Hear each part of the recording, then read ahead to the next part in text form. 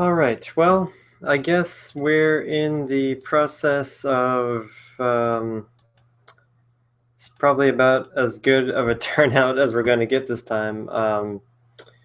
First of all, I guess I'll ask you guys if this particular day and time is convenient for you. I know a lot of the subscribers that I have on YouTube are outside of the United States.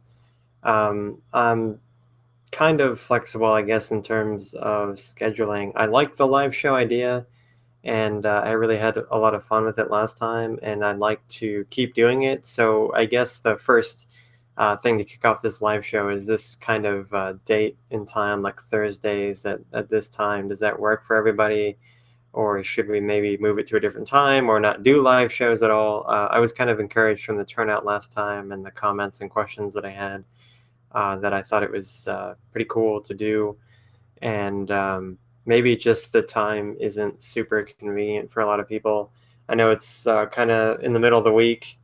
It's in the middle of the week and it's in the middle of the afternoon. And I try to put it at a time that wouldn't be too early or late for almost the entire world because I have subscribers on YouTube that are from everywhere. So I got to put it at a time that works for at least a decent portion of them. So you guys have to tell me whether you think that time schedule works or not, or maybe we should move it to a different time or not. So that'll be the first thing that I'll do to kind of kick off this episode. I'm going to go to the comments here and see if I can drum up a couple questions. I'm sorry, my computer's really laggy right now. I'm trying to tweet this as well. I thought it was set to tweet automatically with the YouTube message that I had, but I don't see it here. So I'm going to see if I can drum up a little bit of a bigger audience and some more questions here. So let me turn to the comments and see what you guys have. In the meantime, I will just ramble on with some things that have been going on with me lately that may be of interest or entertaining to you in some way.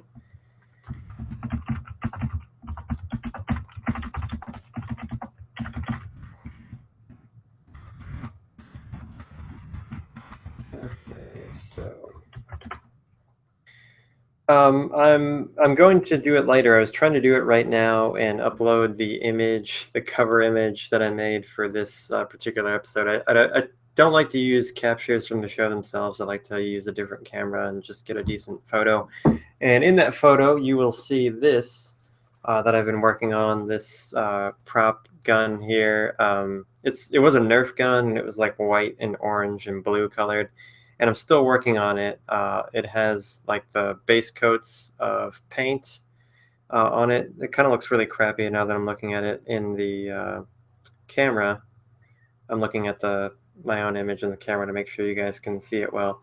And so the base coats have been put on, and it has like a reflective fixative to the outside. I'm then going to put a satin fixative, which is in between gloss and matte, so it's semi-shiny. It'll be a lot less shiny than this. I put gloss on first because it's the hardest finish, and then I'll put the other fixative on it. And then what I'm going to do is take a silver Sharpie. I did this with a couple other prop guns that I practiced on, and take the tip of the silver Sharpie on the raised edges, and it will be silvered. It looks just like it's been scuffed, like a real weapon. If you ever see the paint chips on all the raised edges, and this I'm going to use for a cosplay that I'm working on. Working on one of my first cosplays from the Dune books, which you guys have watched my videos know that I love Dune, and I'm going to do a Fremen costume. I'm not going to make it look like the movies or the TV series, the miniseries. I'm kind of do my own thing based on some artwork that I've seen and just like my own ideas of what I think it looks like when I read the books. And then I have some plans for some other cosplays. I'm really having a lot of fun making these prop guns. I buy like Nerf guns, or not even Nerf guns, like rip off like cheap Walmart Nerf guns that cost like $5, like some of the other ones that I have drying outside that I'm doing some paint on. And I'm just trying to get practice, get back into model making, and it's a lot of fun. So I've been doing that lately. Also, real quick today, I was pretty disappointed by the fact that I couldn't get my hair cut. My hair is a lot longer than maybe you've seen in some of my other videos. I don't have it styled or anything. I walked into the place I usually get my hair cut, and the barber is out on vacation, and I don't let anyone else except for him and I touch my hair because he's the expert that gives me the cut that I want. So I definitely would not have anyone else do that. So that's what's been going on with me. I'm still waiting for your guys' questions. If you have any comments or questions, things you'd like me to go over for you guys watching.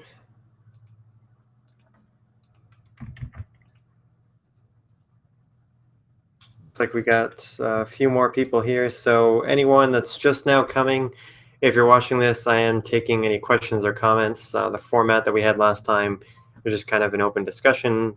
You could ask me any questions, make comments, solicit opinions.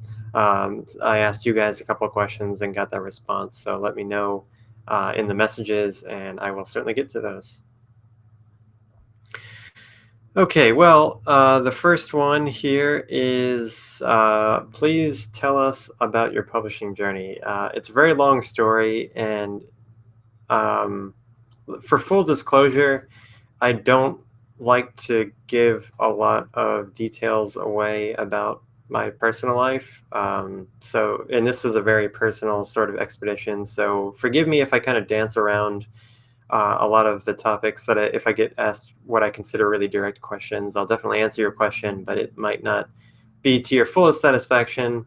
Um, as you guys have probably gathered from a lot of my videos and things that I've said, I am a very private person, so it is very difficult for me to get in front of the camera and talk about things. And if you've ever written something or made something and then had to have other people judge your work, you can be very sensitive. And I think that I've become more thick-skinned, but it's a very difficult journey.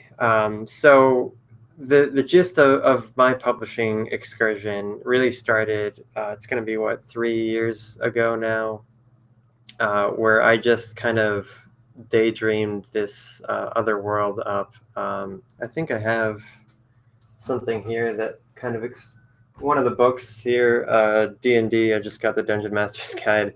So I'm used to playing this kind of stuff like constantly, and my friends and I've probably played tens and tens of thousands of hours of role-playing games like Dungeons and Dragons. I know I've talked about that a lot.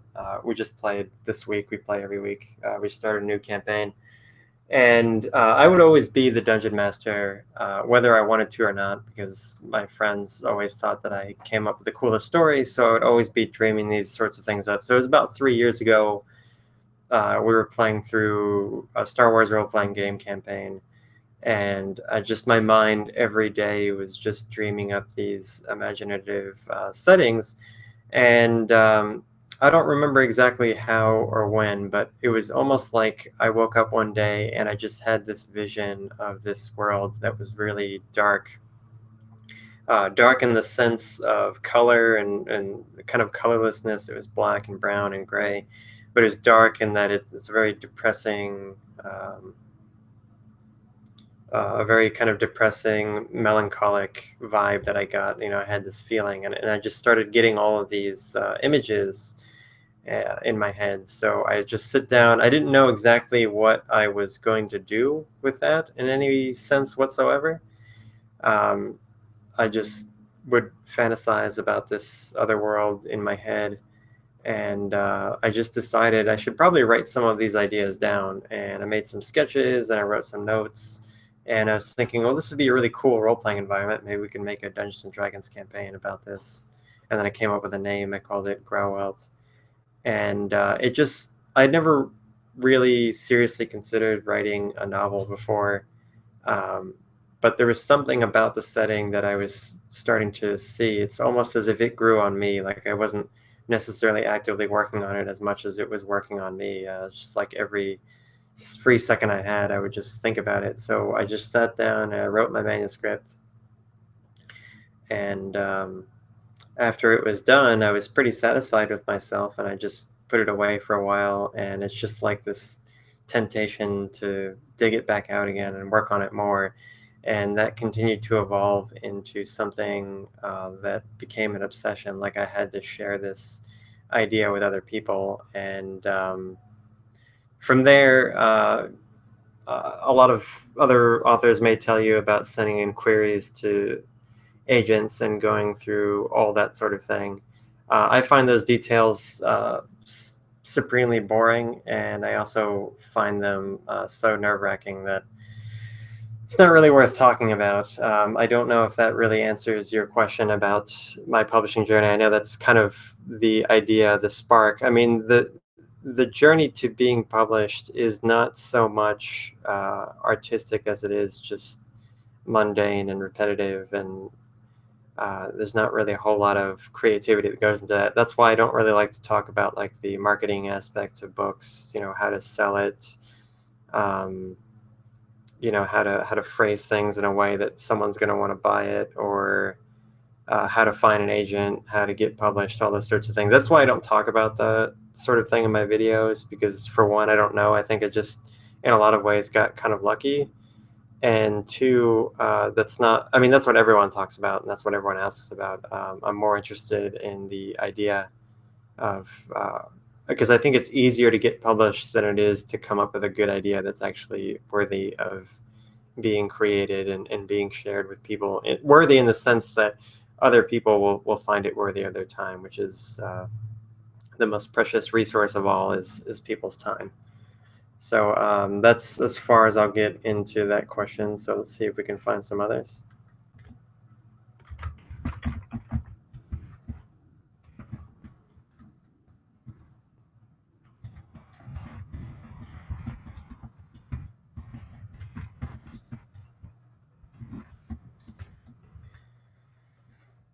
All right, so while we're waiting for some other questions here, I suppose if it's the Victor Salinas live show, I can just go on about the things that I do. Let's see. I just got a question. Can questions be about anything? Which is a good question. I said sure. Just keep in mind the fact that I don't mean to be weird about this, but a lot of uh, intimately private details I will not share. This is the internet, and I've had some bad experiences with um, defamation, I guess you could say, identity theft, and all those sorts of things. So I'm not going to tell you, where I live, where I go shopping, where I went to school, etc. I really don't want to. I've been there. Let's say I've had some bad experiences with that. So really intimately private things that could, compromise my online security, I definitely won't answer. But otherwise, absolutely.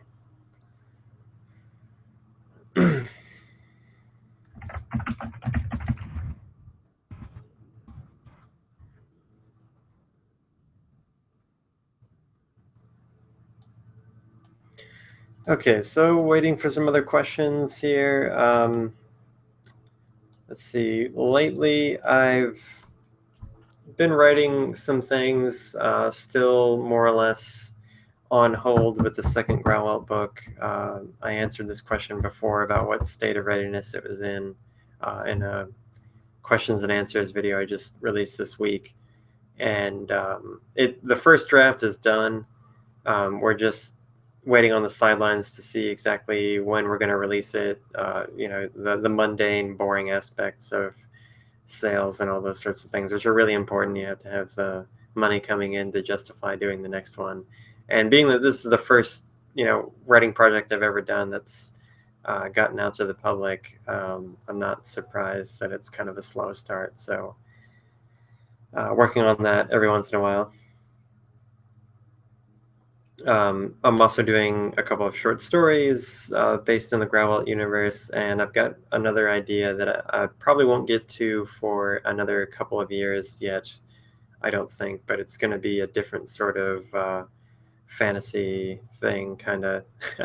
I don't know what to call it. I mean, I guess people classify Grauwelt as fantasy. It has a lot of elements of horror and some steampunk elements and things like that. I don't want to sound like one of those people that says like I'm beyond labels and all that sort of thing, but I just make things the way that I want them to be, the way I think they should work, and then I guess that's everyone else's job to um, to classify that for themselves. So I've been working on that. I haven't been writing as much as I would like to, unfortunately, because I'm kind of on hold with the manuscript for the second one. Again, that's done, just not at this exact second moving forward. It looks like we should release it in early 2016. It honestly doesn't take that long to edit things if you're really diligent about it, so there's no concern there. It's just a matter of coordinating all the dates and expenses. That's the big one, and sales and all that sort of thing. It's kind of luckily I don't have to get super involved in that as much as I would have to otherwise, but it's a headache, to be sure. Whenever you try to make a dollar doing something, it's a really big headache. So I have a lot of respect for people who do anything entrepreneurial. It's very difficult. Just waiting for a few other questions here.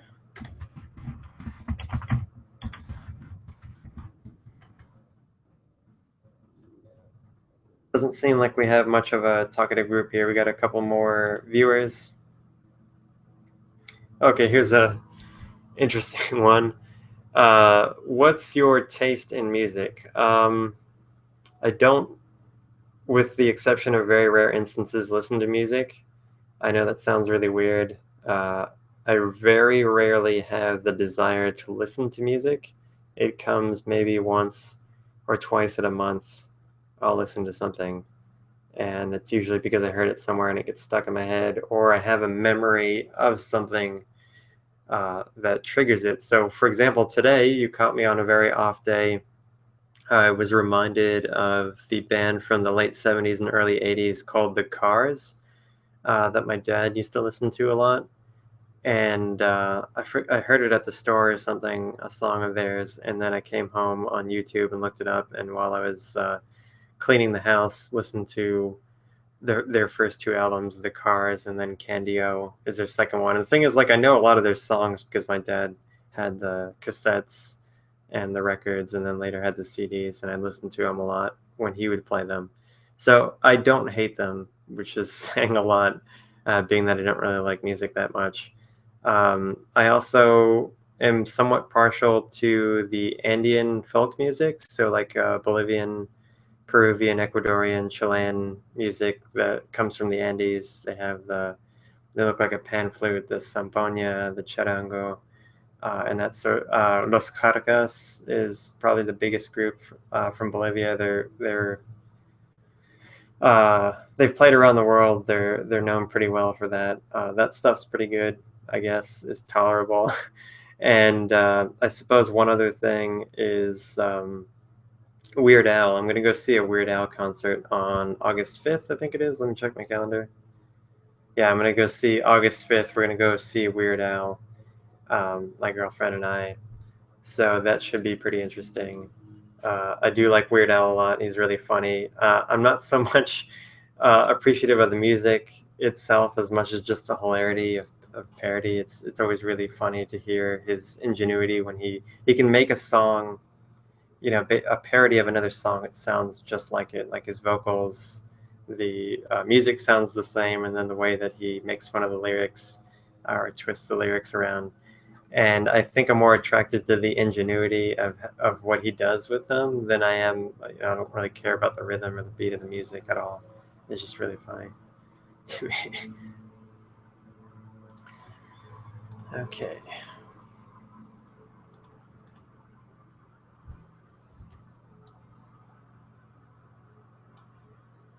So I hope that answers that question.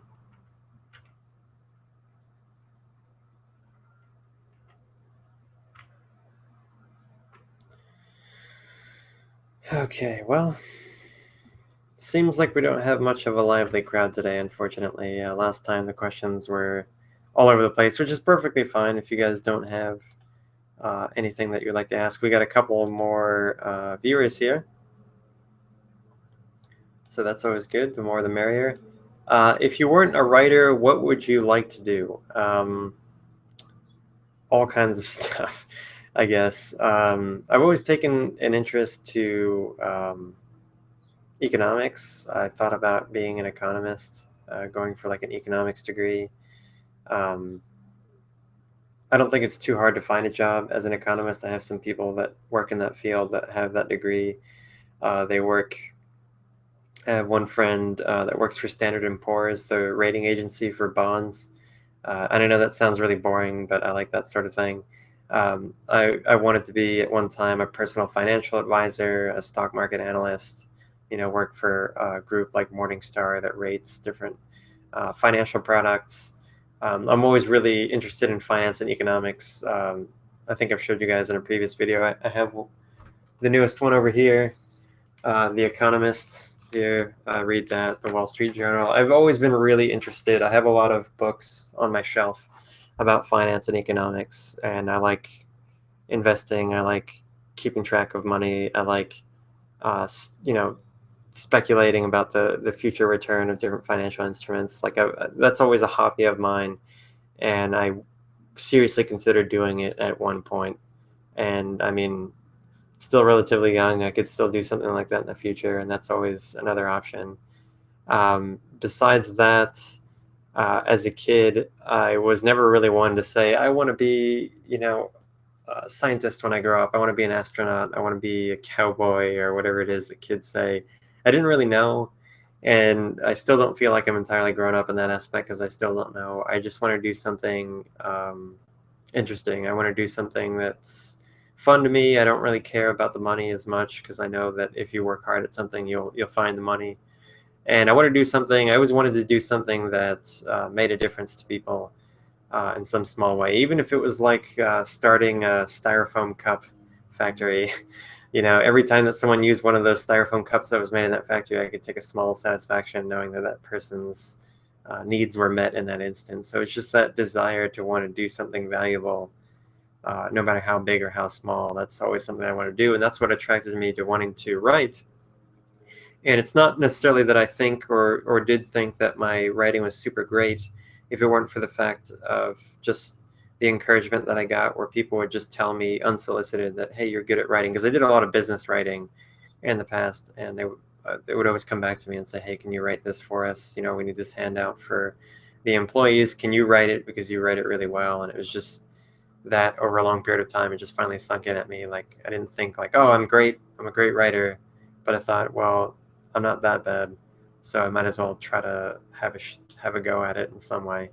And it wasn't until later that I kind of connected the dots. Like, hey, I like fantasy and sci-fi. I can write well. Why don't I just mesh those things together and try to have a go at that? And that's where I find myself today. So.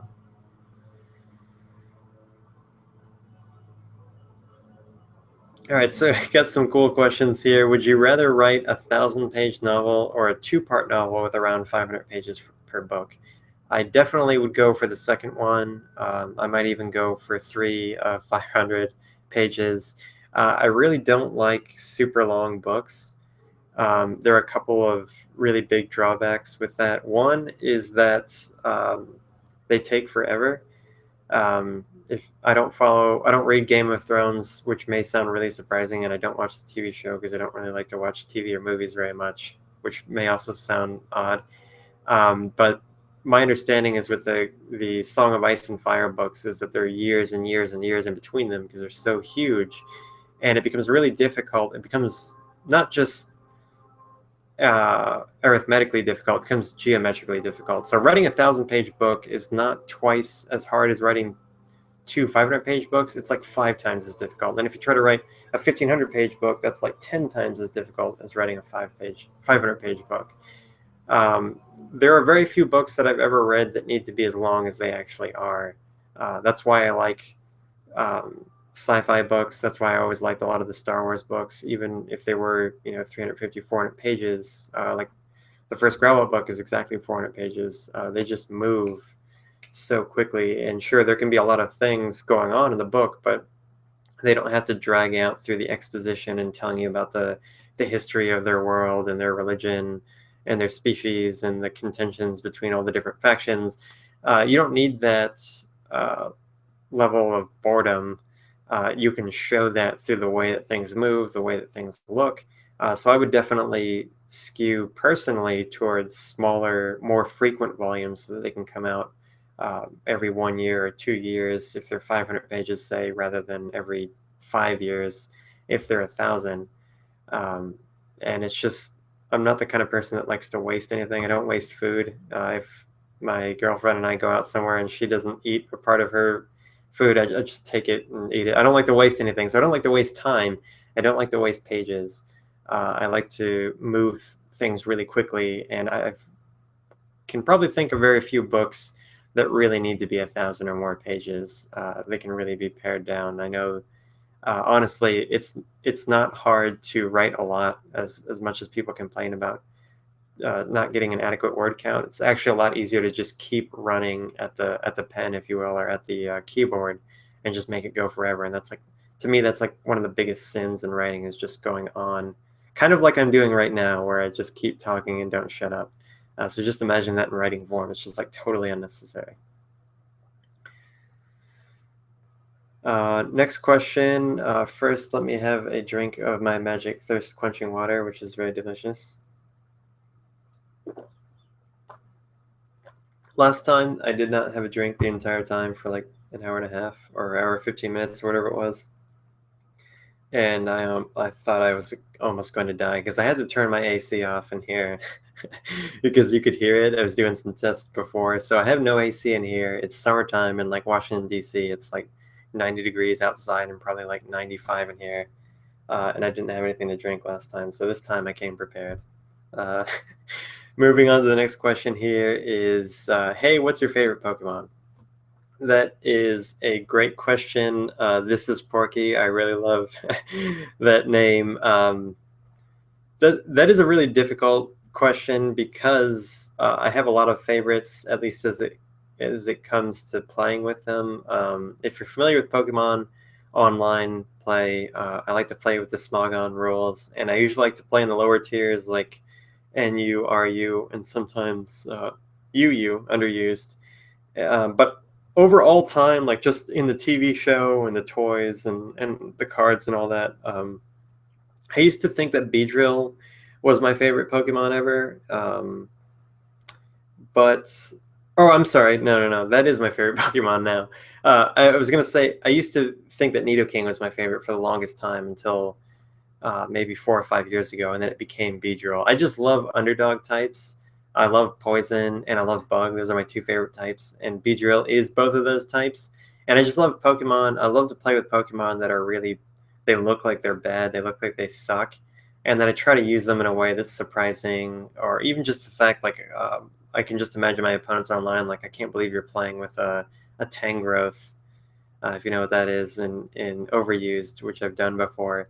And I love catching people off guard with that. And I love, like, Beedrill's like a really big underdog. He's like really weak, but he has a lot of cool tricks up his sleeves. He's got a lot of coolness factor.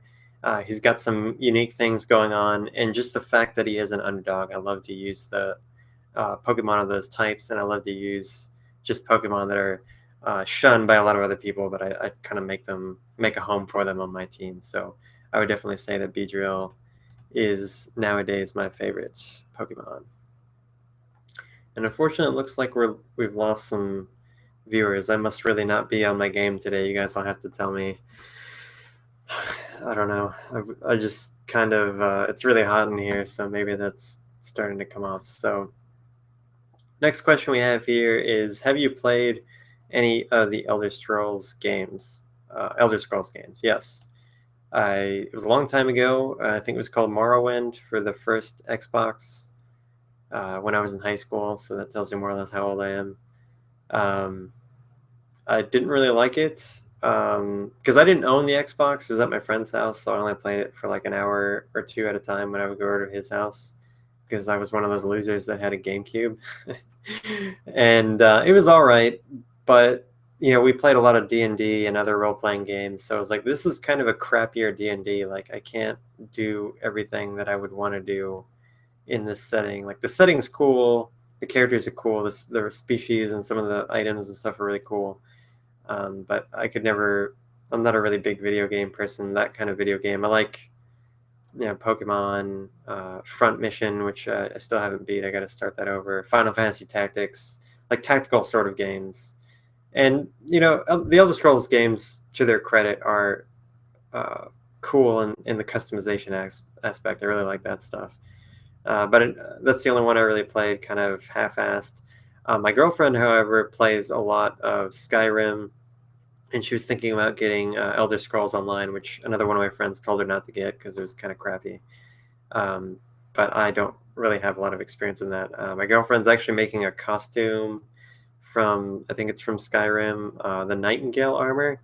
It's like some black leather, and she's making it out of craft foam. It's really cool. She like carves the craft foam, like shapes it, heats it up, shapes it, and like carves it out with like a pencil and like wooden tools to make it look like that. And then she's gonna cover it in a fixative to make it somewhat shiny, and it's actually really cool. It's like full body armor, and apparently it's from the game. She showed me pictures of it.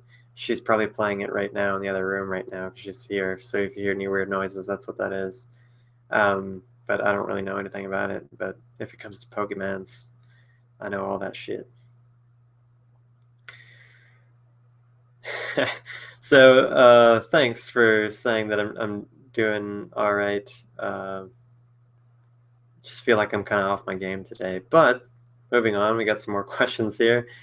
Who's your favorite fantasy authors, or who my favorite authors are? Um, I, oh man, there's so many authors that are really cool. Um, I guess I like the Wheel of Time books. So Robert Jordan was really awesome, and I know this is gonna break what I said when I said that I didn't like really long books, or that most books don't need to be long. But I think he kind of skirted the exception there. Like all of the Wheel of Time books are really long, like over 1,000 pages, and there's how many of them, including the ones that were published after he died. Um, but the way that I think he told his story allowed for the length to be justifiable. I would still, if I was his editor, I still would have cut them down from maybe 1,200 pages to 800 or 900 instead. I think there's some fluff in there that could be cut out, but he could tell his story in a way that was justifiably long. Um, Whereas on the opposite end of the spectrum, Tolkien, which is, I think, someone we all look up to as fantasy fans, had a really bad habit of making things way too long. I think the whole Lord of the Rings is just shy of 1,200 pages, all three of them together, at least the edition that I have that has them all together. And I really think that could have been cut down by 200 or 300 pages very easily. He just throws in so much verbosity, so much telling rather than showing, and showing so much quicker and more effective. Because I mean, he was a linguist, by training, and of course a historian, knowing the history of languages and cultures, and he tried to infuse a lot of that into his works, which much appreciated, and kind of set the stage for what I do, what we're all trying to do in fantasy literature. But he was just too verbose, too long-winded. So, as much as I like Tolkien, I don't like him as much as, say, Robert Jordan. And I'd have to say my favorite fantasy authors are, and it's really sci-fi that I like more than fantasy because of the fast-paced nature of it. Timothy Zahn, who I've met in person and got autographs from, and might meet again later this year. I might go to a convention that he's going to and get him to sign more of my stuff. Last time I got him to sign a Star Wars trading card of a character that he made up in one of his books, Admiral Thrawn, if you guys know who that is. So Timothy Zahn and Frank Herbert, who wrote the original Dune series, are my favorite fantasy sci-fi authors. They're just the worlds that they build, and the way that they do things. And you couldn't pick two different authors. Timothy Zahn's all about very quick pacing. He's known as a really technical writer. He uh, displays movement and action really fluidly, which I've tried to draw on in my own work. And Frank Herbert was just the master of creating a realistic, complex, intricate society that it just works. Like you can believe that it really exists. And I try to learn from both of them all the time.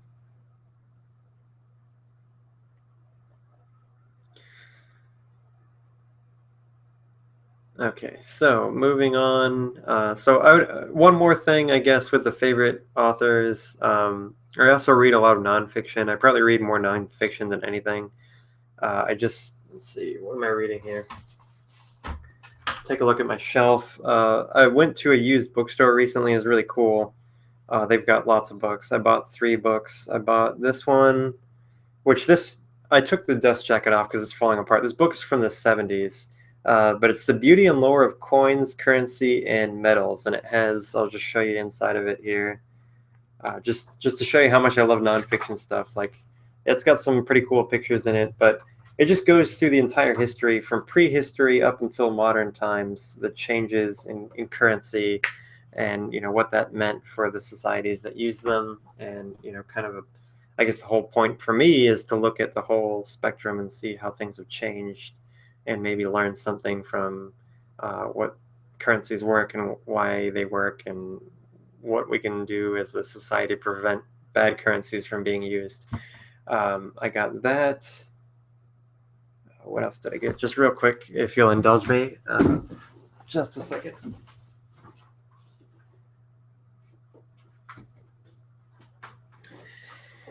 I also got The Ancient City, a classic study of religious and civil institutions of ancient Greece and Rome.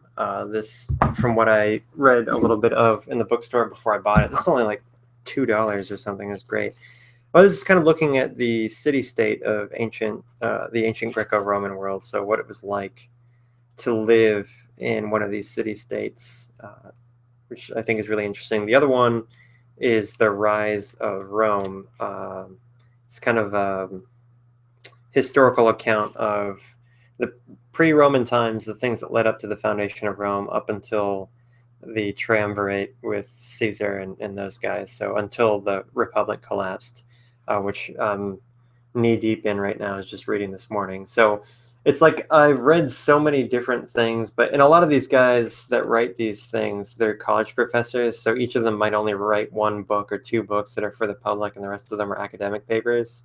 So like, it's hard for me to say, like, at least when it comes to nonfiction, which of them is my favorite, because I've read so many different things. But there are some that are not solely professors, and they do make more of a career of writing. And I can think of 2 that come to mind: Steven Pinker and Thomas Sowell. Steven Pinker writes about the psychology of linguistics and how that affects us. And Thomas Sowell is an economist by training, and he writes a lot about politics as well. So those 2, when it comes to nonfiction. So when it comes to fiction, it's Frank Herbert and Timothy Zahn. When it comes to nonfiction, it's Thomas Sowell and Steven Pinker. So that's my complete answer, and I'm sticking to it. And I need something to drink.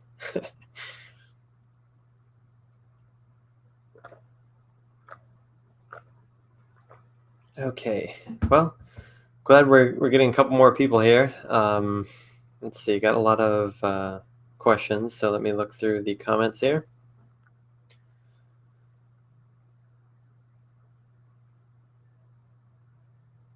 Okay, so this question is, what is the optimal size of a book? 200 to 300? I'm guessing that's pages.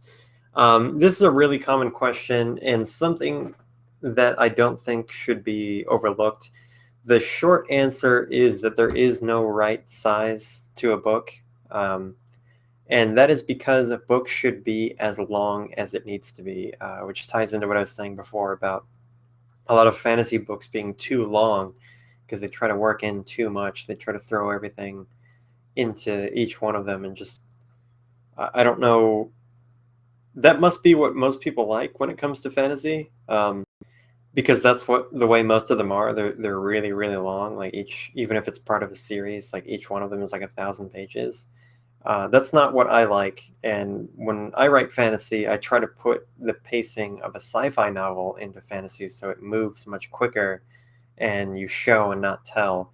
The characters almost barrel past the world in which they live, and what they see and what they encounter and what they hear people say, and the action that happens hints at the larger world and the larger story. rather than just having a character, the old wise wizard explain to the young uh, princeling knight the history of their kingdom, and that's 100 pages long, like you would get in The Lord of the Rings or something, or a lot of fantasy books, and that's just supremely boring to me. So I personally say that it should be shorter. Now, what the optimal size of any book is depends on what the subject matter is and really what the message is. It needs to be just as long as it needs to be to get the message across, and not one page or paragraph or even a single word longer than that. So for me, rather than writing 1,000 page novel, I'll tend towards the 3, 4, 500 page novel, probably not more than 500 pages. The first Grauwelt book is exactly 400 pages in print. The second one's going to be a little longer. It might be 480 when it's finally done. But I don't really want to cross the 500 page mark, because for me, that's not my style. Someone else may need 800 pages.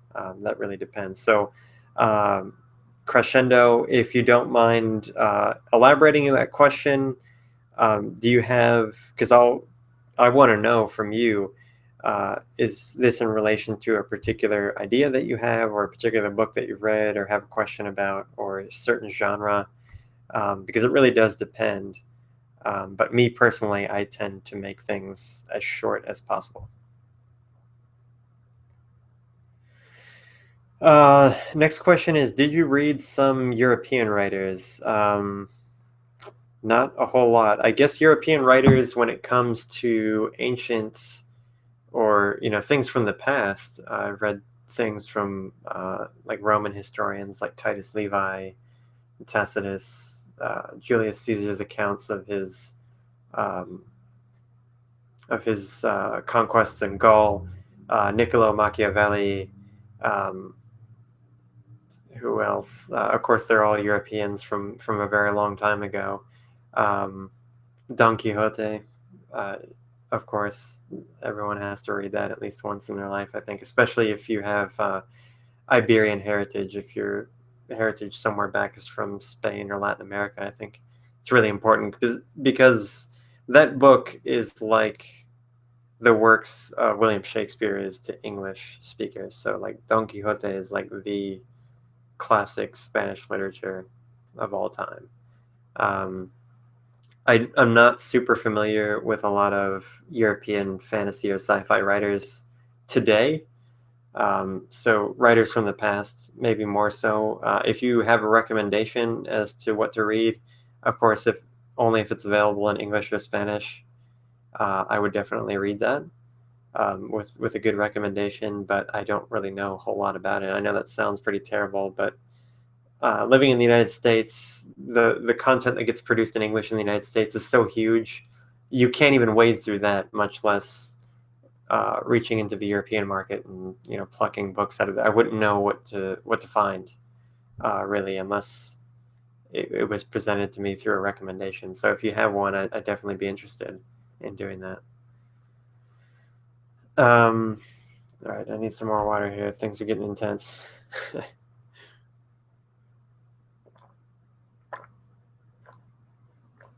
Okay, so keep the questions coming, by the way.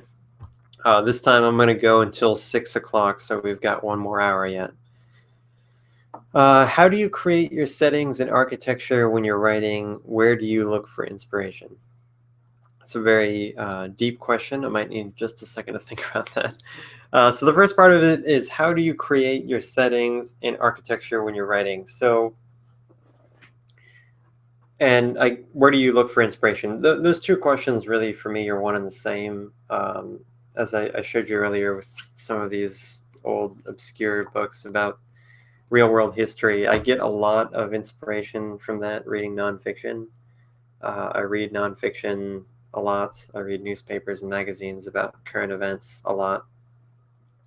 And there's always something there that you can use. I just like to think about those things. Like, if uh, right now I'm reading that Rise of Rome book, and then throughout the day, if I'm cleaning the house, or uh, doing something, going for a walk, something that doesn't require my full attention, like actively writing or something, or driving. Well, maybe if I'm driving, wandering off just a little bit, but I'm a responsible driver.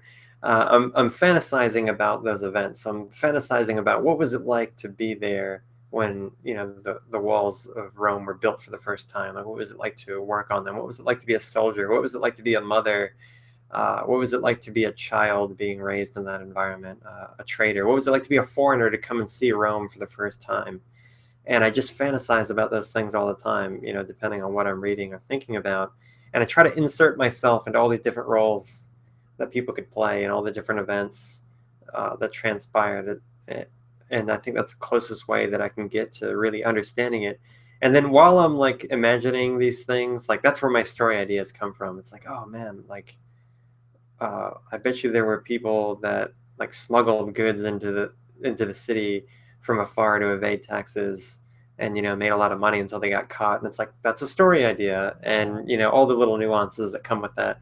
And the more you learn about history, economics, politics, weaponry, battle tactics, familial life, psychology, law. I'm not an expert in any of these things. I didn't go to school for any of those things. I just pick up what I can from watching documentaries, from reading books, from staying up on current events, and just knowing a little bit of those things. You start to get ideas, and then when you sit down to write, you have a background of understanding how like a society works, how politics works. One of the worst things ever in fantasy and sci-fi is the politics. I don't like books that have politics as part of their theme. Not because I don't enjoy it, because I do. I find politics interesting, but it's because writers tend not to know how to portray it in a really accurate manner. Like the governments that they set up are just like ridiculous. Like there's no way that could work.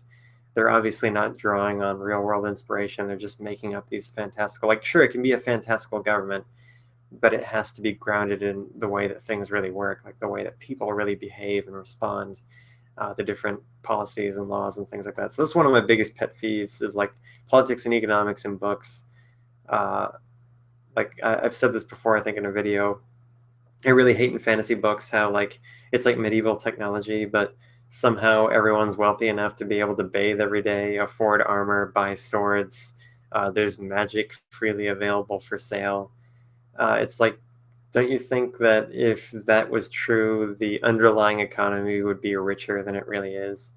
It's just like things like that really bother me. So to make all of that really short, I find my inspiration, and I get the architecture for my settings from things that actually happened in the past or are happening now in the real world, because I find that with that as your backbone, so to speak, when you're coming up with a setting, a lot of the hard work's already done for you, and it makes it really believable. And I'd like to believe that that's one of my strong suits. At least that's what people tell me with my writing, is that the settings sound that they sound and feel and look very realistic, not just in the way that they're described, but the underlying way that they work. And then, of course, all the things you can't see, the things that you see imply the things that you can't see.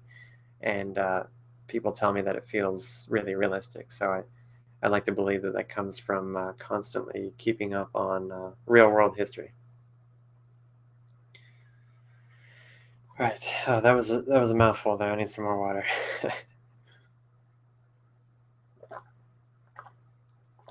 I see people coming and going here like constantly. I wonder what I'm doing to offend your sensibilities here. I need a bigger audience. um, let's see. Do you watch Sargon of Akkad's videos? I noticed you follow him on Twitter. Very good sleuthing there, Lemon Pen. Yes, I do watch Sargon of Akkad's videos. Uh, and I suppose you do too, being that you brought this up. Not to get too controversial, but I like Sargon of Akkad. I like a lot of his stuff. I've had a few brief email exchanges with him before. I was lucky enough to have him respond to me when I brought something to his attention. He's a little heavy-handed for me. He's very blunt, and he's not worried about offending anyone. I don't like to do that. And that's fine. That's just his shtick too. I watched The Amazing Atheist also. I don't agree with maybe half of what either one of those guys has to say. I certainly don't necessarily agree with their methodologies, but I understand why they do it. I find them supremely entertaining. I guess that's why I watch it. Even if I don't agree with them, I think it's hilarious. And I think it's really important to consume media from people who have fairly similar, but also fairly different points of view, even radically different points of view than you. So I do watch Sargon of Akkad. I do follow him on Twitter. I'm not on Twitter very often, but I think he's pretty funny, if anything, and he's very smart. And I just wish maybe he would tone it down a little bit. But he's not entirely unjustified for being angry. I just like to see him rage on stuff. It's really funny.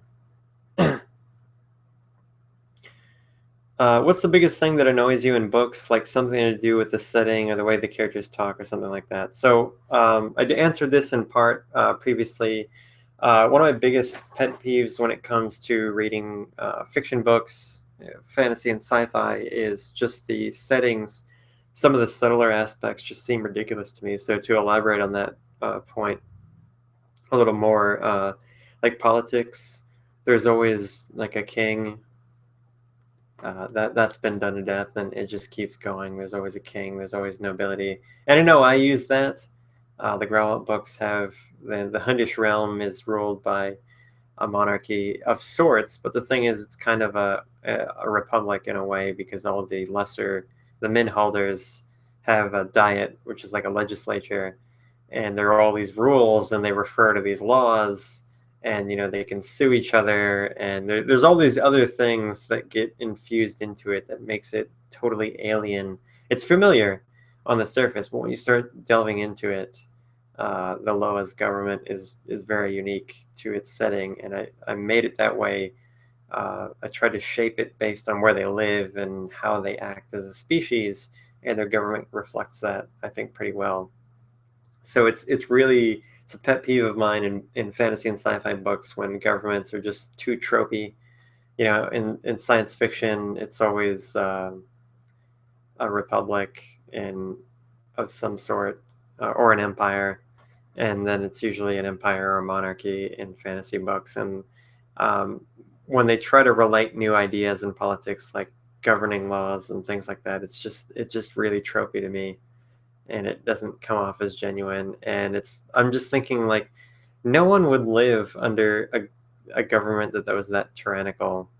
You know, you couldn't. The monarch can't just get away with anything at any cost. That's not realistic. You'd have a revolution on his hands like instantly. And it's that and the economic stuff.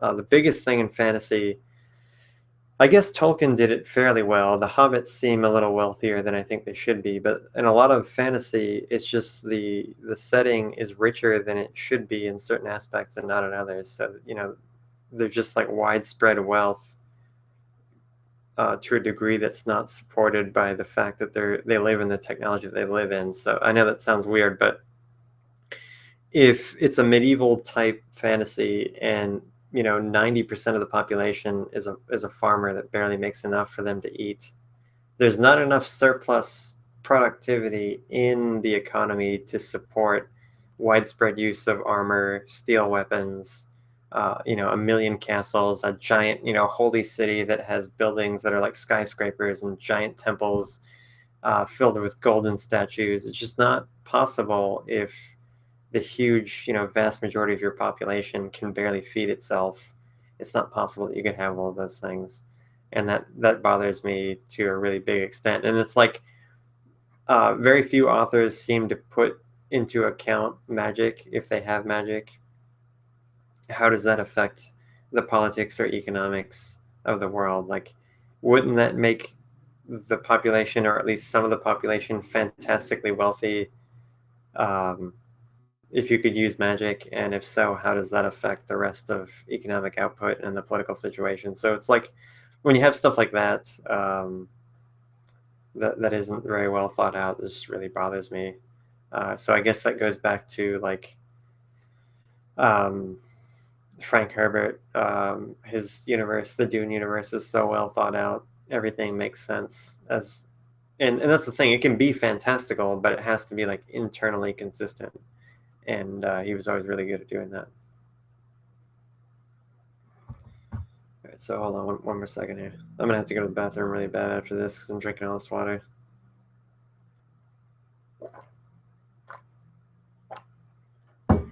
Okay, so one thing I really like to study and use in my stories are historically accurate or realistic weapons. Do you do this, and what is your favorite weapon? It can be a fantasy, unrealistic weapon as well. Yes, definitely. In the Grauwelt stories, I tried to be really realistic with the weaponry, with the exception of Klein, of course, who's a sentient weapon, but I won't get into that to spoil anything. That's totally fantastical. But the other characters that have just regular weapons, you'll notice that almost no one has a sword. Out of all the hundreds of soldiers and things that you get in the first one, the Loa troops, nobody has a sword. Only three characters have a sword. The protagonist has a sword that she finds. That's a magical sword of sorts, a sentient sword. And two of the princes have swords that you see in a couple of scenes. Nobody else has a sword. Everyone else has maces, clubs, spears, shields, uh, that sort of thing, daggers. And that is because, again, going back to the economics thing, you can't afford a sword. A sword was not a common weapon that they just handed out like they do today with rifles.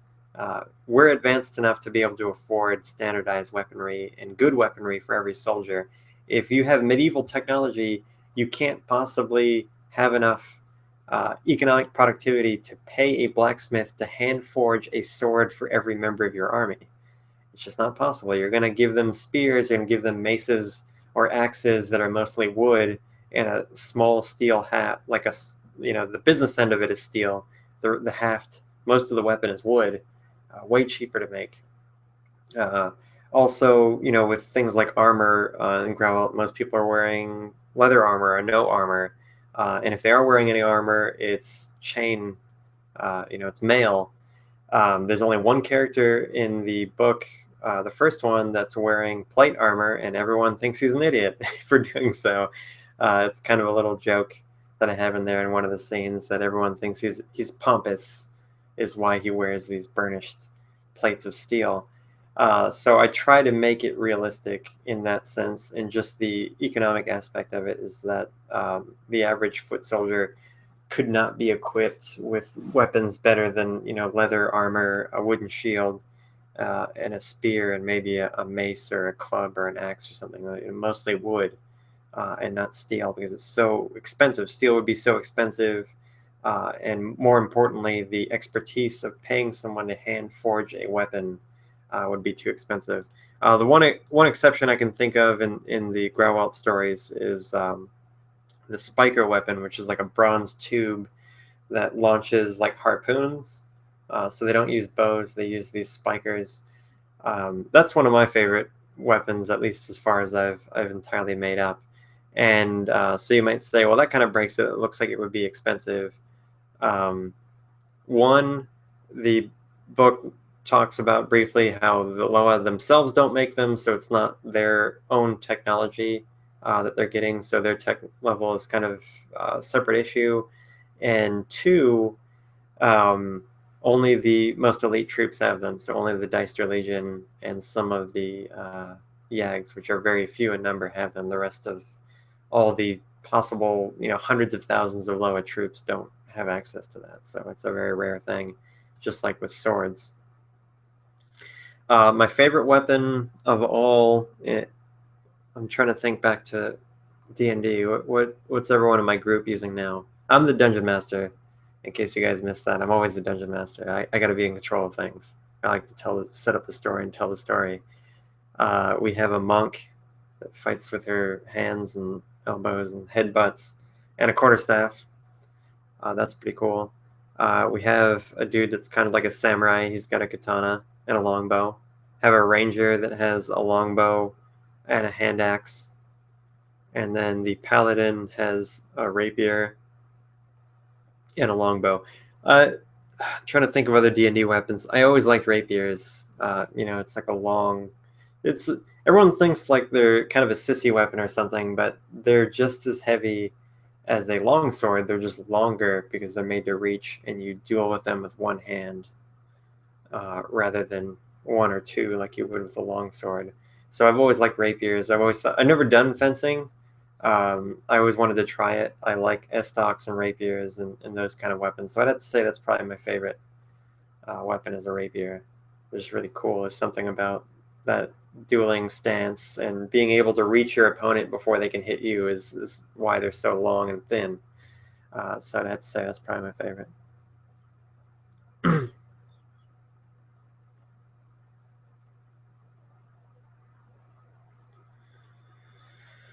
Okay. Do you ever want to write two or more totally different novels or stories at the same time? If so, what do you do? Yes. Currently working on Grauwelt, uh, and I have a couple of other ideas that are on the back burner. So maybe in future years, as I gain more experience and exposure, and money permitting, if Grauwelt sells well into the future well enough, then other publishing outfits will want more books from me. I have a couple other ideas. I'm not going to spoil anything, but they're very different from Grauwelt. They're totally different settings, different genres even. One of them is really different. And I haven't done anything for one of them. I haven't done anything but just daydreamed. And the other one, I've written some stuff down, which is usually it's a bad sign. That's the first step for me wanting to write something. But I just have to tell myself, like, put that on the back burner for now. I mean, I guess I could start anytime, but me being me, if I start something, I can't stop until it's done. And if I do that, then all the other things that I have to do will just be pushed to the side and neglected, and I can't do that right now. So it's just a matter of discipline, just telling myself the day will come soon enough that you'll be able to work on them. I like to see something from beginning to end. So, like I said, when I start something, I don't want to stop, and I don't want to be irresponsible and then half-ass something and not do it to its fullest potential. So so yeah, that's something that I think about all the time, and it's a really big temptation. But it's just a matter of telling yourself that everything has its own time, and it's not time for those ideas yet. And by the time I get to the next one, I'm probably gonna have a backlist of like 8 or 10 different novel ideas that I want to get to. So it's only going to get worse from here, but I just have to get stronger and resist the urge to start. Now, that might not necessarily be true. I know a lot of people write a lot of things simultaneously, but when it comes to writing a novel, I think I'm just a one-track sort of dude. I can only do one thing at a time and because I have to put everything that I have into it, and I don't want to burn with the same intensity spread out, you know, over several things, and it's just going to be dimmer for each one. Then I'd rather put my full force into one thing at a time.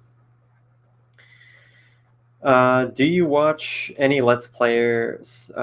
If so, who's your favorite? My girlfriend loves video games, and when she's watching a Let's Play video, sometimes I'll watch over her shoulder for a couple minutes.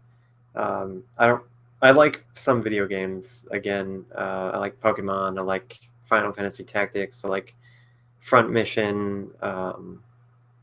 Ogre Battle is one of my favorite. Any kind of tactical game that we have to think. Because if it comes to me having to respond to anything like quickly, I'm dead. My character's dead. Uh, I don't even turn the game on because I know like my friends tried to get me into Halo a long time ago. I played for like half of one game and I just quit. I because I just kept dying, and I'm really bad at that stuff. So those are the kind of games I like. So Let's Players that I watch, like probably my favorite is Hayden, who plays Pokemon. He's really funny. I like Pokemon a lot, and I like him because he's really funny, and I really love his videos. I go back and watch the older ones, which I think are better. Not that the new ones are bad, but he just would get so angry and so vulgar when he would play Pokemon. It's like when you think Pokemon, you think a kid's game, and when you see these guys play online, or if you play online, you realize it's like really serious business. And I'm not going to repeat the kind of stuff that he says, but it just the rage comes out. So I like Let's Players like Hayden, Pimp Knight, Numb Nexus. Shady Penguin. I watch a lot of those guys that are on my personal YouTube profiles subscriber list. So I watch those guys. And I also like Herman Garmendia. He's like the biggest YouTuber in Spanish. His main channel is Hola Soy Herman. And then he has Juega Herman, which is his Let's Play channel. He plays a lot of horror games, which my girlfriend loves, and she likes to watch it for seeing the horror games before she plays them. I watch them because he's really funny. His main channel is like a comedy sort of thing, and then his Let's Plays are just he's such a baby. He's kind of like me if I played a horror game, just like ready to piss his pants. And so those are the kind of Let's Players that I like. I like being entertained because it's funny. I don't really care about the games as much as I just like seeing a funny personality. And I watch the Pokemon ones because I try to learn from guys better than me, guys and girls even, I should say, other players. I like watching other players that are better than I am, which all of them are by far, and trying to learn from what they do and then apply it to what I do. So that's why I watch a lot of Pokemon videos. Okay, so coming back to my weapons answer, I'm glad to see some other Stefan, some other sort of enthusiasts for those type of weapons. I love estocs and rapiers and all that sort of thing. I think that style of fighting is really cool. And big props to my player in the D&D campaign that has one. I foresee some interesting opportunities for cool weapons related to that in the future, but I won't spoil anything. I need some more water. I'm dying over here.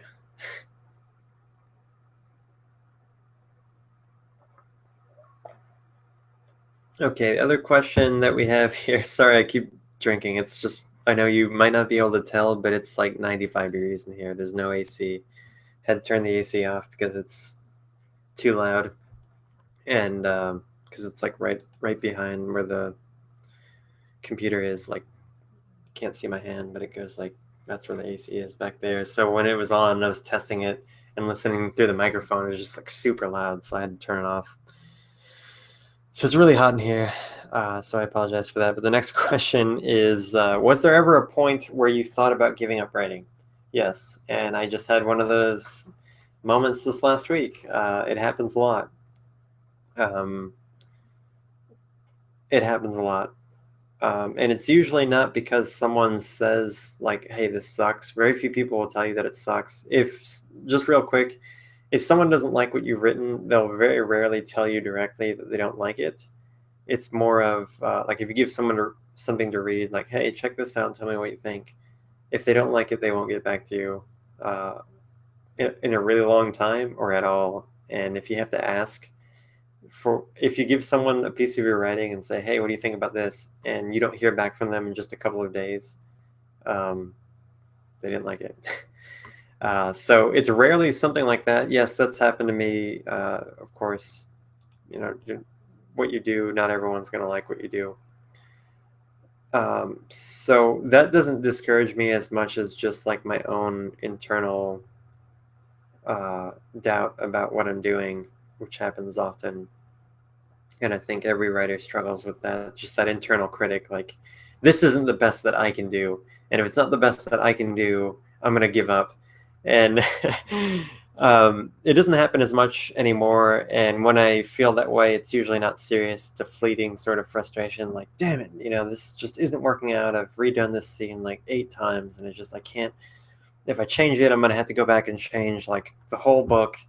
And, you just get really frustrated, and I'll put it down, and I'll come back maybe the next morning and say, all right, let's look at it again. I guess it's not that bad.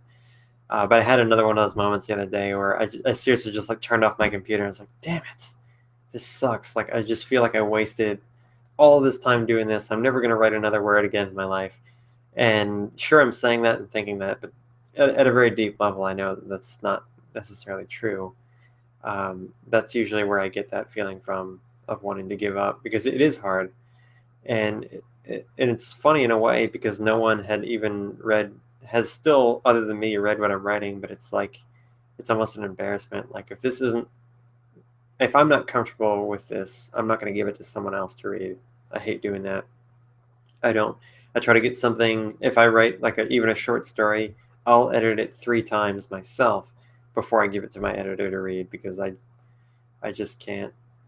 I can't do that. Like to me it's a disservice to do that to someone, to give them something that you're not comfortable with. Or it's one thing to need help, and we all need help.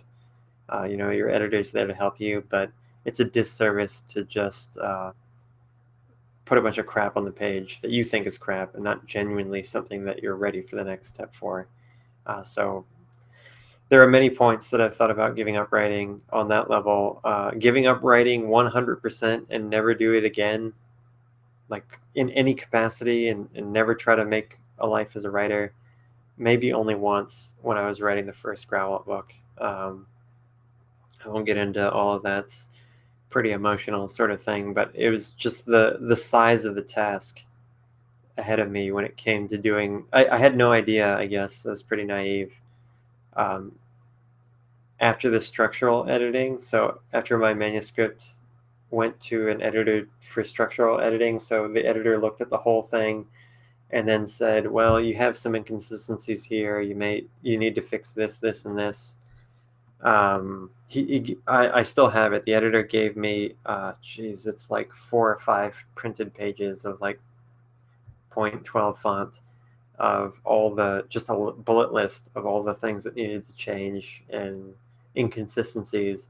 And when I got that, I wasn't that upset. I was like, okay, well, this is going to take a while. And then I started working on it. And every time I made a change, it sparked like 10 other things on my mind that I had to change. And it just kept getting worse and worse and worse. And I just got so frustrated and so upset. And yeah, I had tears in my eyes at one point.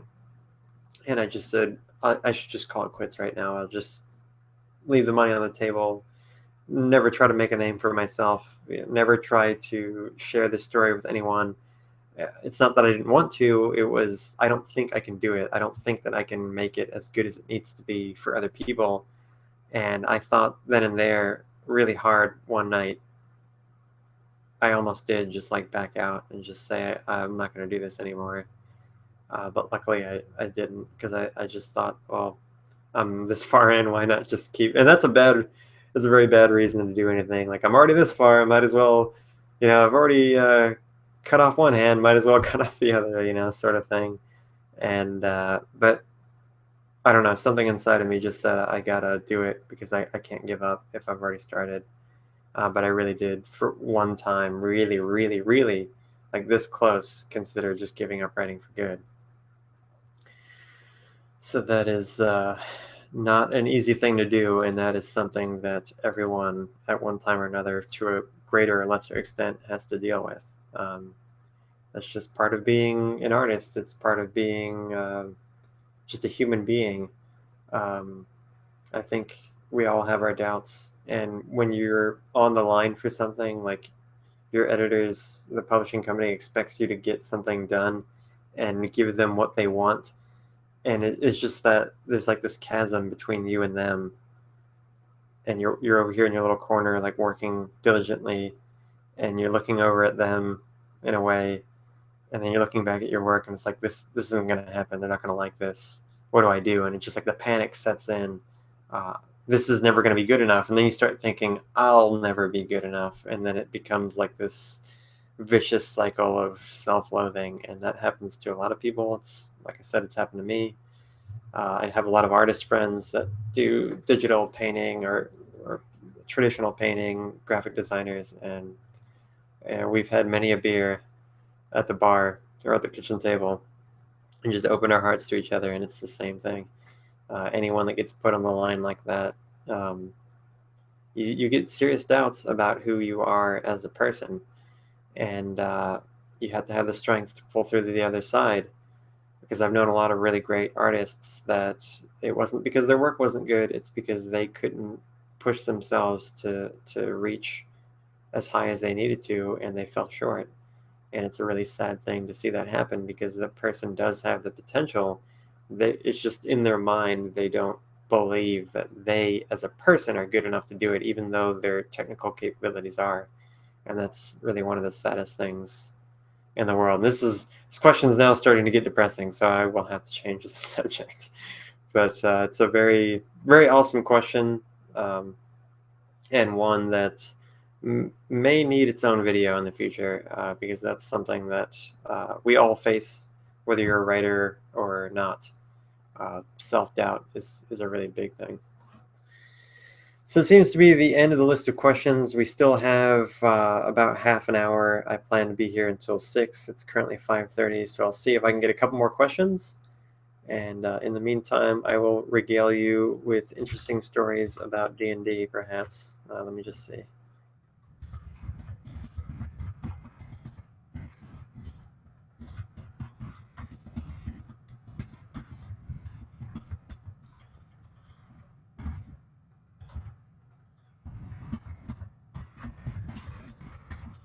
All right, so I've got that iron in the fire right now. I'm just really excited right now about D&D. I've been playing a lot of D&D lately, once a week with my friends. Unfortunately, I think one of my friends is going to have to drop out, possibly due to some personal obligations, so I'll need another player or two. But I really love D&D. I've been thinking about it a lot. I keep a notebook with the adventure. I only write one chapter at a time ahead of things. Like, I don't play D&D like a lot of other people do, where they like dungeon crawl and they have a map and miniatures. I don't need that. Excuse me. I'm much more into the story. I have the story kind of the big arc planned out and written down, and then of course, because the adventures can change things, I only really commit to writing down one chapter at a time, and I'm just like constantly thinking about what's going to happen. And the way I set the players up at the beginning, whenever I play a campaign like that and I'm the dungeon master or the GM or whatever, I give I help everyone make their character, and I try to talk to them and understand their character, and then I go down and write the story down, and then I give everyone a slip of paper. Yeah, I print them all out and cut them up and give everyone a slip of paper that gives them an introduction of what their character's motivation is or what they've been doing up until the point of the campaign starts. And then in this one, I don't want to ruin it for everyone, but everyone kind of has like an opposite objective of everyone else, and they don't know it necessarily. And I think some of them are just starting to get wise to the fact that it's like this other person's trying to screw me over or get to my objective before I do. And I just can't. I know this sounds terrible, and I'm doing like the evil hand rubbing thing, but I can't wait until all that blows up. And it's just that's the great thing about being a DM, is you can create these really cool stories with your friends, and they're the ones acting them out. And it's just, oh man, I've just been obsessing about D&D lately, and I can't wait to get play. We've been playing every Tuesday night, so I have to wait until Tuesday for my friends to come over, like, to play D&D anyway. And I just can't wait. I'd play 2 or 3 nights a week if I could, but you know, being adults and all, we have all these like responsibilities and stuff. So okay, got another question here. I agree. Lemon Pen says I agree. A bit depressing about my last answer. What's my favorite food? My favorite food by the volume that I eat it. So if you looked at what I ate every day and had to guess a favorite based on the amount of it that I eat, it would have to be peanut butter. I love peanuts. I love peanut butter. I go through 2.5 pounds of peanut butter every 6 or 7 days. So a jar that's like about that big. So what's that, like 6 or 7 tablespoons a day? It's really good. Whenever I'm hungry, I just eat a peanut butter sandwich in between meals. I run a lot. I work out a lot. And it always makes me really hungry. And peanut butter is just really satisfying. It's really fatty. It's filled with proteins, lots of vitamins and minerals in there. So it's a healthy food, and it's one that I don't know why I just always have a craving for, and I eat that all the time. I've eaten peanut butter every day of my life, with probably a few exceptions. Um, Geez, what, 11, 12 years old? I've eaten it for breakfast every day, virtually, and then for snacks. So that's like 15 or 16 years of peanut butter every single day, at least once. When I go to South America, when I visit my family in Bolivia, they have peanut butter there, but it's not very good. It's not mixed with peanut oil. It's like crushed peanuts, and some of the oil gets out, and it's like crumbly. And they don't add like sugar, they don't add salt, and they don't add extra peanut oil, and then make it emulsified and make it like a cream. I like crunchy, by the way, but they don't make it into a coherent, homogeneous substance. And I remember going down there because I knew that they had peanut butter, but I had never used it there. I never bought it there. So I bought a jar and it was just awful. And I was there for like 6 or 8 weeks and I just ate it anyway, as much as I could, a little bit every day. But the next time that I went, and every time after that, I bring my own peanut butter, enough to keep me going. So if I'm going to be gone for 2 weeks, I'll bring like 5 pounds with me in my suitcase so that I can eat it, because I've got to have it for breakfast at least. Like that's what I'm hungry for every single day when I wake up: coffee, bread, peanut butter. Have you ever had Marmite? I have not. I really want to try Marmite. Correct me if I'm wrong. It's like Vegemite, right? It's the yeast spread. It's not available widely in the United States. Marmite is the one from the United Kingdom, and Vegemite's from Australia. I might be wrong on that. Please correct me if I am wrong.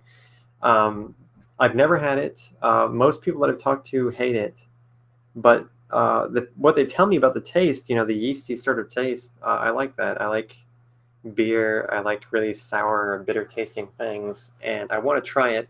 I haven't found any grocery stores right nearby me that carry it. I was thinking about buying it online, like on Amazon. It's like $8 or $10 a jar for a little jar.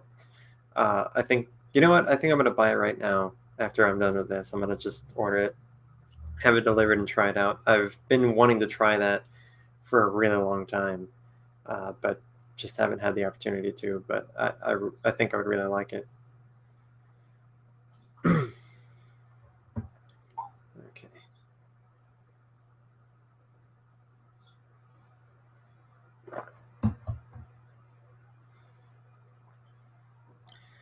All right. So we've got some other.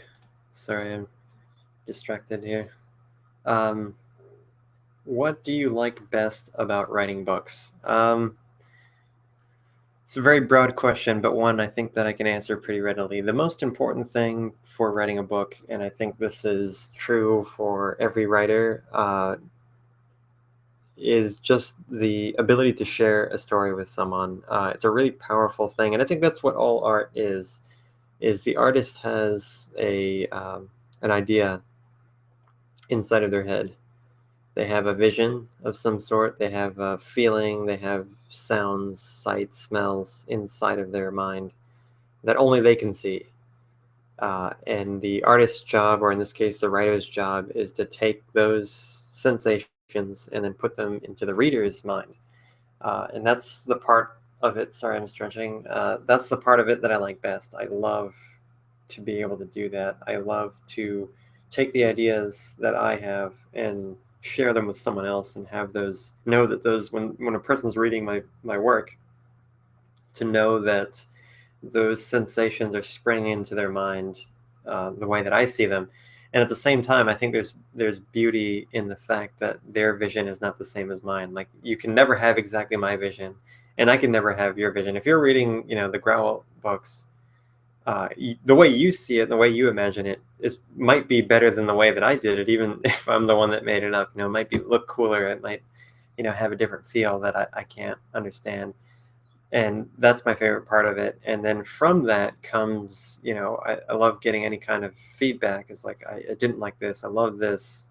Or to hear, one of the coolest things is to hear two other people that have read what you wrote, and hear them discuss what they liked and didn't like, and what it means to them, and who they really think the murderer is, if you will, if there is one, or you know what I mean, like for them to speculate about the nature of what you've written. Um, that's the best part to me.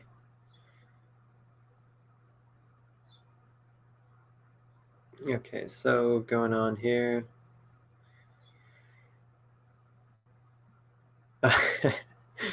Okay, so apparently Marmite is really salty, and I like really salty things.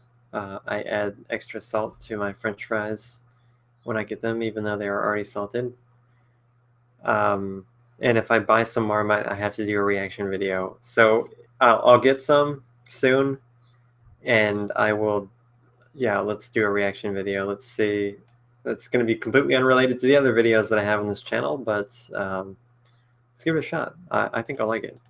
And I know Marmite and Vegemite are like really kind of controversial in that, like, it's one of the things that everyone hates, at least outside of their respective regions where they come from, like Australia. But I think I would really like it, and I would love to be the kind of person that loves it when everyone else hates it. I kind of like to be that person. Okay, so I've got about 20 more minutes that I have scheduled here. See if we can dig up any more questions or comments.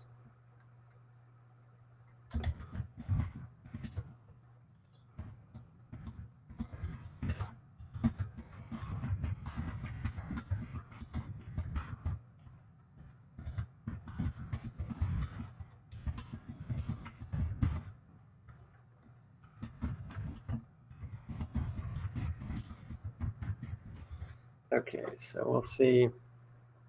First, while I'm seeing if I can dig up any more questions from the viewers, um, I want to thank all of you guys for showing up at all.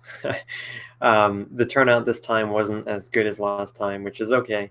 Um, I don't expect results instantly. I mean, I would like as many people as want to come to these and make their comments and ask their questions. I want to be of service in any way that I can. I'm really glad that any of you even care to be here or watch any of my videos or much less subscribe to the channel.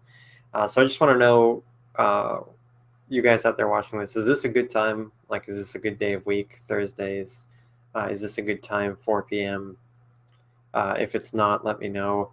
Um, I explained earlier at the very beginning of this live show that I tried to pick dates and times that were, like, I wanted something in the middle of the week because I know the weekend, a lot of people are out doing things. At the beginning of the week, everyone's getting back to work or school, etc. So I wanted something like Tuesday, Wednesday, Thursday, and I picked 4 o'clock p.m. because it wasn't too early or too late, depending on where you were in the world, that you would be asleep necessarily.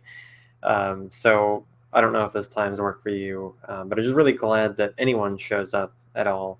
And I really love these questions and get to interact with you guys so that when I see you guys in like comments or when you email me, like, I know more about you through the things that you say and the questions you ask.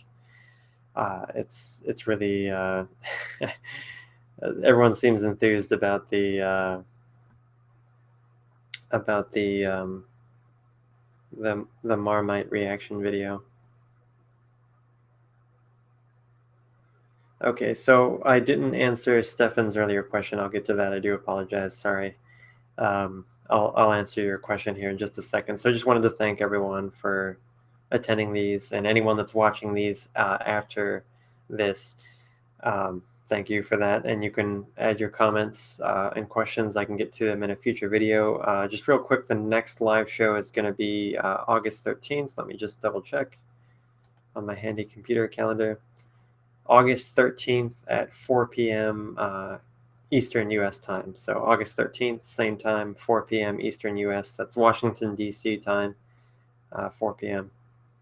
So the question I skipped over, I do apologize, Stefan, is will readers accept any change in physics or realistic things if you have an explanation for it? Yeah, usually. I mean, if you think of like most, just magic breaks the laws of physics, and it's okay if it's a part of the world. The big thing, I think, is if you set up a set of rules for how your universe works. Like, our universe doesn't have any kind of magic or the force or anything like that, that at least is uh, known to us in any way. So if you have a world that has those things in it, It has to have a consistency of its own. And as long as it's inconsistent with itself, then I don't think readers are going to have a problem. So, one example that I can think of that breaks this, I think, is Harry Potter, which I was never a fan of, and I know some of you may hate me for saying that, but I'm not saying I hate it. I understand why people like it, and I can like certain aspects of it. But I never liked the magic in Harry Potter because it was so whimsical and crazy. And it's like, oh, well, the characters have just the right magic to get out of this situation, or that's the magic spell that they learn in their classes at the beginning of the book that ends up being the thing that saves them in the end. And it's just too whimsical and nonsensical to me. It just breaks the story. So it's not suspenseful if magic has no limits. If it's not, you know, other forces in the universe have limits. Like you can only jump so high, and if you can jump extraordinarily high, that's like your shtick. That's like one of the few things you can do that makes you really incredible. It's like with superheroes, for example. Spider-Man can sling webs and stick to walls and things like that. Like that's his thing. That's the one way in which he can break the universe in which he lives. So everything else is totally reasonable except for that one thing. And as long as you keep that consistent, if Spider-Man somehow started getting new powers all the time that you didn't know about, like Superman, for example, it's like he's in. I'm just gonna make this up at the top of my head. Spider-Man all of a sudden is in a situation in which his enemy shoots bolts of lightning, electricity, high voltage electricity, and he gets hit, and all of a sudden you realize that Spider-Man this whole time has had resistance to electricity because he has like rubberized skin or something. It's like, well, where did that come from? It's not consistent. So readers will accept any changes in physics or reality as long as they're internally consistent. That's the whole point of fantasy, is to make another how, another when, another why that's apart from the one that we know. And to make a fantasy setting realistic, it has to be consistent. And I think that's the biggest thing. Otherwise, you can do anything you want. That's really where the fun comes from, I think.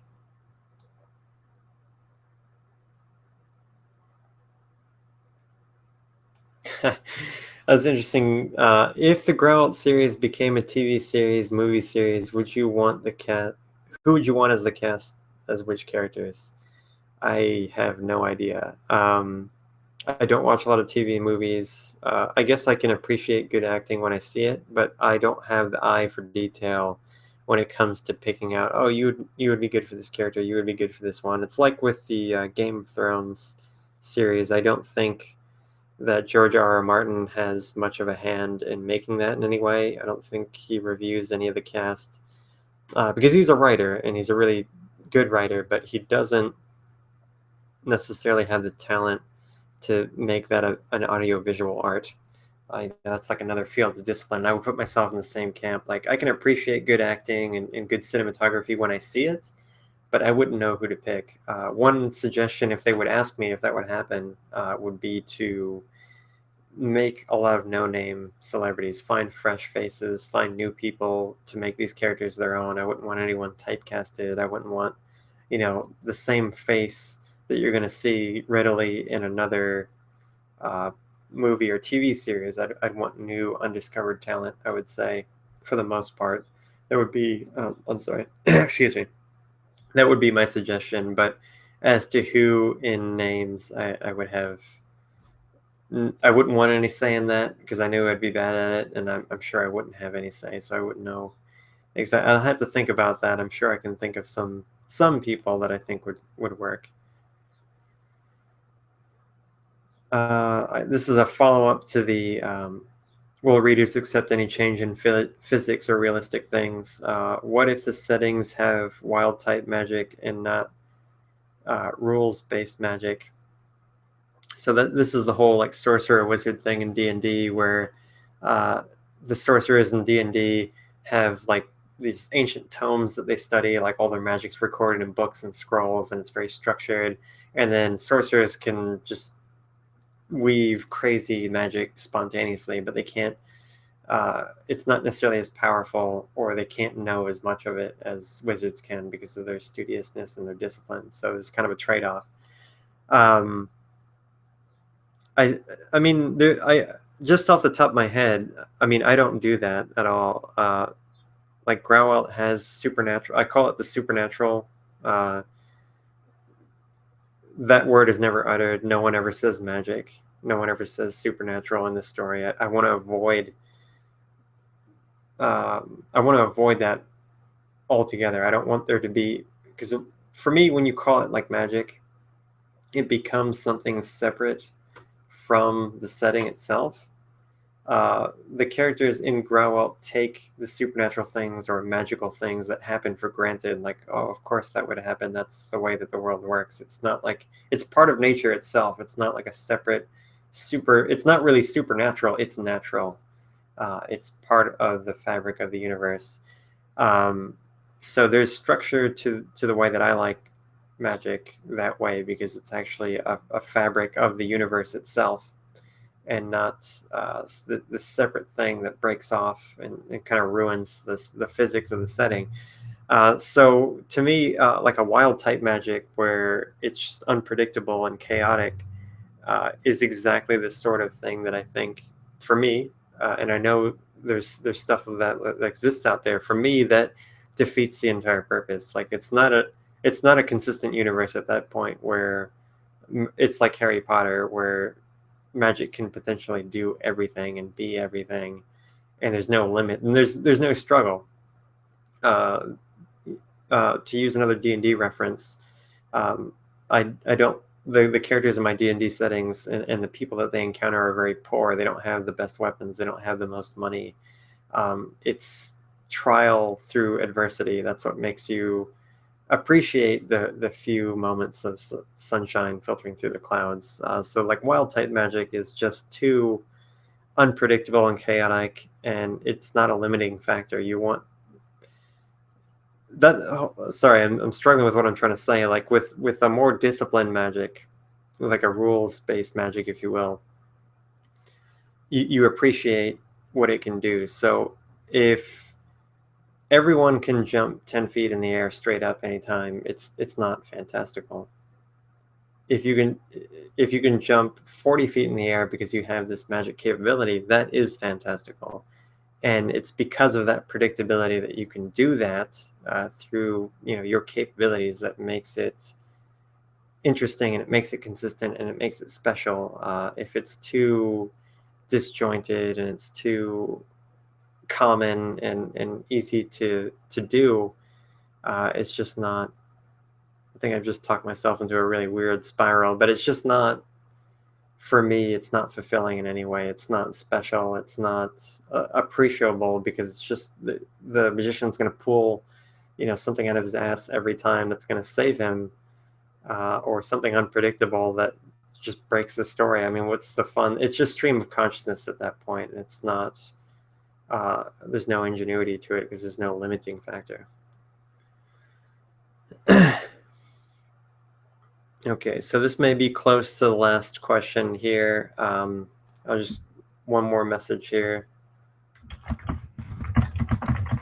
Last call for questions and comments. I'm going to wrap this episode up soon. Next live show will be August 13th at 4 p.m. Eastern US. Okay. All right, so just putting in a last call. If we run over the time that I had allotted, that's okay, just a little bit. But in about 7 minutes, I'm going to have to cut off questions at that point. So the next one I have here is, I've been working on something for some time now that involves a separate kind of species that evolved alongside with humanity. Do you have any suggestions to help it feel more plausible? That's a very good question. That's something that I also have in Grauwelt, where there are two other sentient species alongside humans that I guess you could say are more or less evolved side by side. To make that more plausible, the first thing that you have to put into consideration is how intelligent are they? So is their technology going to be more or less equal to human beings in your setting? Is it going to be greater or less than that? What's their intelligence level, their level of sentience, self-awareness? How social are they? Are they lone hunters, or do they have kind of a pack or herd mentality where they'll cooperate with one another? I mean, those things are going to determine uh, whether they can build buildings and how they're going to build them, how their society is going to work, what their politics are going to look like, what their economy is going to be like, how they interact with each other, and then, of course, how they interact with humans or whatever other species you have. So I would say the first thing you need to think of is how smart are they compared to humans, and how that affects, their technology and their society. And if they're going to be somewhere within the ballpark of human intelligence, you have to then decide, is there a rivalry between humans and these other species? Are they trying to, I don't mean to sound insensitive with this, but is it going to be like a European and Native American thing where you have two very different civilizations, and of course both human, but I'm just using this for illustration's sake, where you have two very different civilizations that want the same things, and they're going to clash and they're not going to compromise and they're going to kill each other? And is it going to be that sort of relationship, or are they going to leave each other alone? Is it going to be a Rome and Persia sort of thing where you're too far away for me to worry about? I'm not going to come over there. You're not going to come over here. We may have some diplomatic contact or trade contact, but not very much. Or is it going to be some fusion there between? Do they get along? Maybe do these two species, say like humans and this other species, have another enemy that's even bigger than they are that they have to fight? So it's kind of a triangle, or any other such combination. So I think it all starts with, I mean, if you're going to have humans, we're humans, is pretty easy to do. The first thing you need to decide is what other species they're going to be and how intelligent they are, and what their physiology is like, of course, and how that affects the way that their society and technology evolves. If they're an unintelligent species, then it's like animals. It really comes down to how tough they are and how many of them there are, and whether they're carnivorous or not. If it's going to be like giant reptiles that want to eat humans, the relationship's going to be pretty obvious at that point. Hopefully the lag gap will be smaller next time. I'm not sure exactly how big the lag gap is right now. I'm thinking, based on the comments that are coming in, it's like 4 minutes, 3 or 4 minutes. It's not super great. But I think correct me if I'm wrong, the comments are instantaneous. So you guys will see the comments that's why I asked for questions in the comments first. Is because those come across instantaneously. But the things that I say, there's like a 3 or 4 minute delay, I think, right now.